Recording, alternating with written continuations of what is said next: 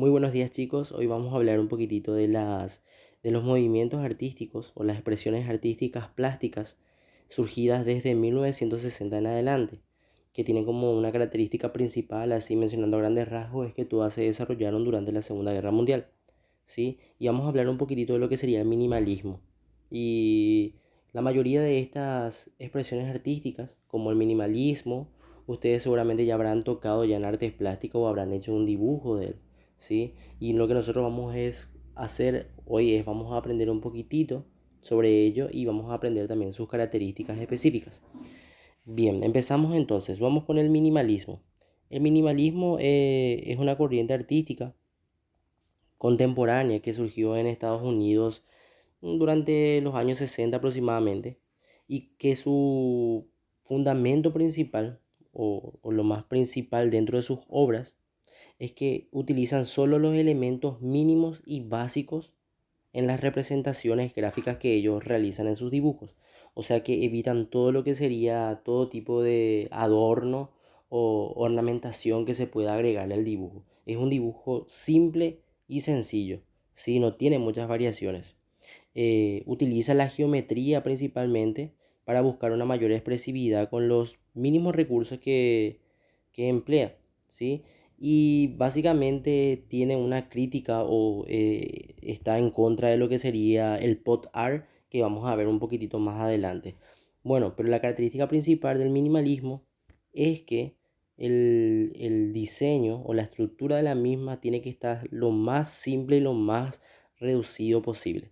Aquí vamos a ver un poquitito una obra. Este es una obra arquitectónica de lo que sería una obra minimalista. Vamos a ver que es una casa que tiene como representaciones figuras geométricas, básicamente, que es lo que habíamos hablado.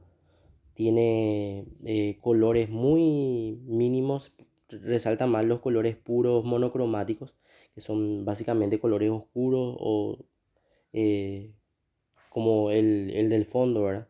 No tiene mucha, no hay mucha expresión, no hay mucha, no transmite muchos sentimientos ni muchas cosas porque estaba contradictorio también a lo que serían las corrientes expresionistas y surrealistas que fueron de los años 1850 hasta 1960 aproximadamente, ¿verdad?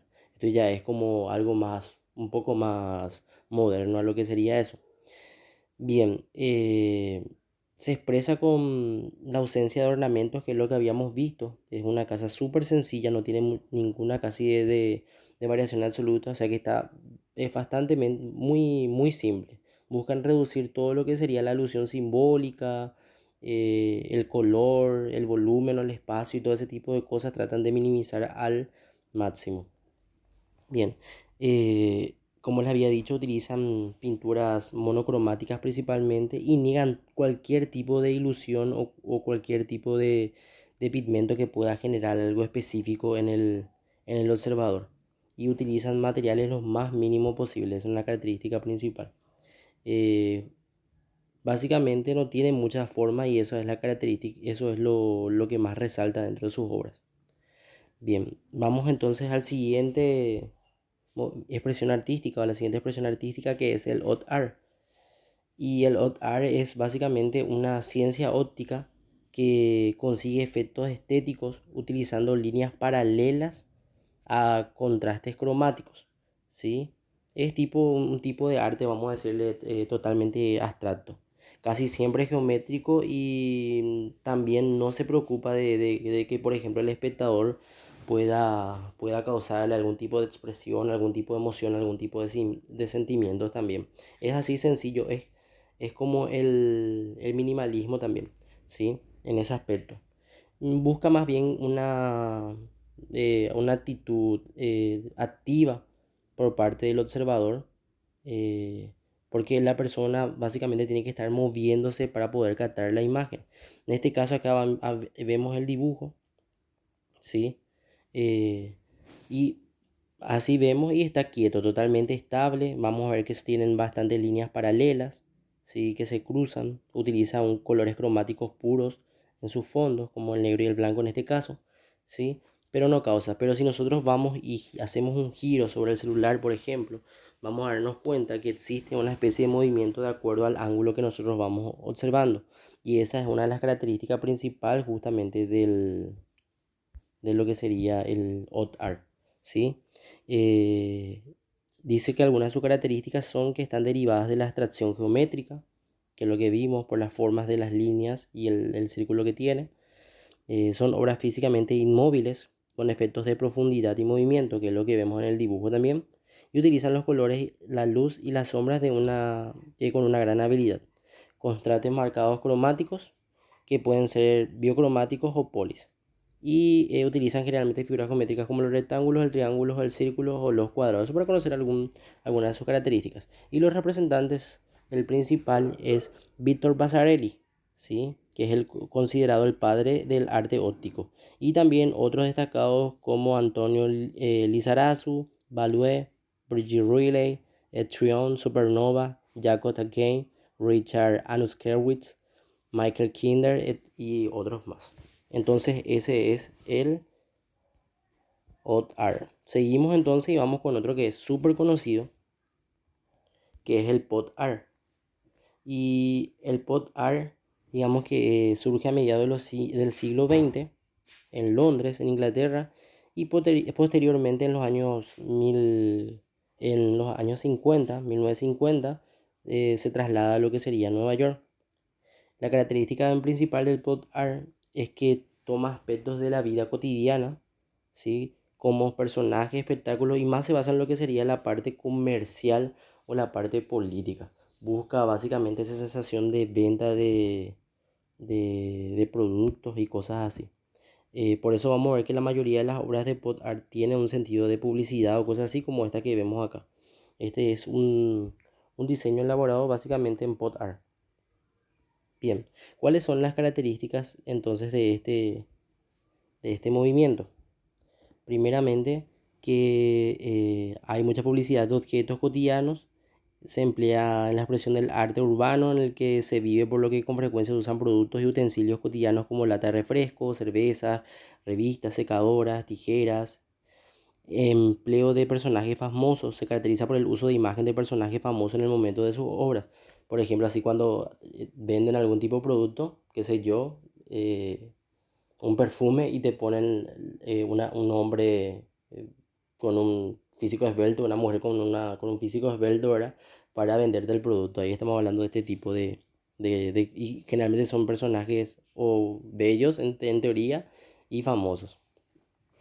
Y utilizan todo tipo de materiales de diferentes clases de pintura como ceras al óleo o elementos como las fotografías.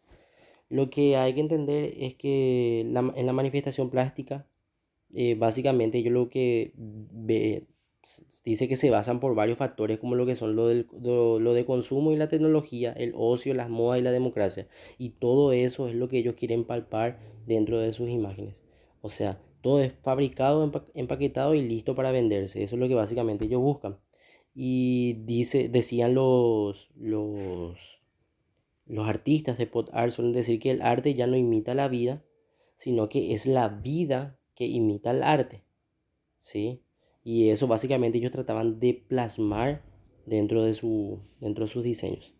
Bien, y por último tenemos el arte cinético. Y el arte cinético apareció por primera vez en el año 1920 aproximadamente, a través de un representante que se llama Gabo, así nada más, que hizo el primer dibujo de esta índole. Es una corriente en la que, a diferencia del odd art que vimos hace rato, en el odd art era el dibujo que tenía líneas paralelas, ¿verdad? Y que se utilizaban con figuras geométricas, pero era estable. Básicamente el espectador tenía que recorrer y mirar desde diversos ángulos para poder ver el movimiento del dibujo. Sin embargo, en en el arte cinético es totalmente lo contrario. El dibujo es el que expresa el movimiento, ¿sí? Y acá vamos a ver un poquitito de esto. Y al observar y mirar ya se van a dar cuenta de que hay un movimiento dentro del dibujo. Y eso es lo que quieren plasmar dentro de sus diseños los artistas del arte cinético en sí. Es decir, tienen movimiento o parecen tenerlo, por lo que suele interactuar bastante con el espectador. y pueden parecer básicamente así como el movimiento del viento, de las aguas o incluso de la luz. Y existen tres tipos de arte cinético. Uno de ellos es el estable, que son obras fijas y es el espectador quien tiene que rodearlas para percibir el movimiento. ¿Sí? Que es similar al hot art. También están los móviles, que son como la que vimos nosotros ahora, que producen un movimiento real y por tanto van cambiando su estructura constantemente. Y los penetrables, que son ensamblaje en espacio real y el espectador debe recorrerlas, penetrar en ellas, siendo el espectador el productor del movimiento. Como cuando entran en una casa, vamos a decirle, que está todo hecho de figuras geométricas de blanco y negro. Imagínense eso. Y entran ahí y parecen que están dentro de un cubo, básicamente. Pero no es así. Ese es el penetrable. Y sus representantes son Víctor Basarelli, Jaco Takane, Daniel Buren, Alexander Calder, Carlos Cruz, 10, Arthur Genson y otras más. Entonces, estos son las expresiones artísticas surgidas desde 1960 en adelante y la mayoría en contraposición de lo que serían las corrientes antiguas como el expresionismo. Ellos ya no buscaban la expresión de sentimientos, sino que trataban de reducir al máximo lo que serían las obras en sí, en sus elementos y causar una ilusión. Esa es su característica. Espero que se haya entendido. Cualquier duda o consulta, escriban en la plataforma y con gusto les voy a responder. Un abrazo para todos.